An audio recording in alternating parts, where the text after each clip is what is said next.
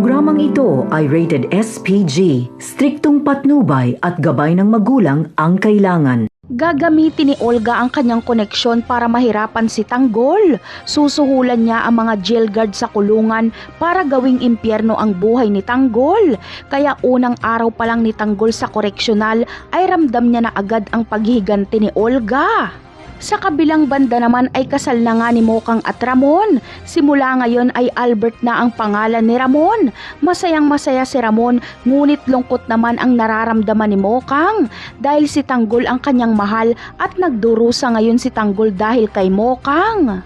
Ganun pa man ay walang magagawa si Mokang dahil utang nila kay Ramon ang buhay ng kanyang ama.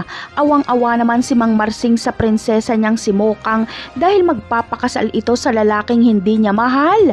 Pero wala din silang magagawa kundi ipagdasal na sana ay mabuting tao itong mapapangasawa ni Mokang. Samantala, mas pipiliin naman ang pamilya ni Mokang na sa mansyon ni Albert sila tumira dahil gusto nilang mabantayan si Mokang dahil hindi pa nila lubusang kilala itong mapapangasawa ni Mokang na si Albert. Ngunit ano kaya ang magiging reaksyon ng mga magulang ni Mokang kapag ipakilala sa kanila ni Ramon ang nag-iisa niyang anak na si Tanggol, pero si David ang haharap sa kanila?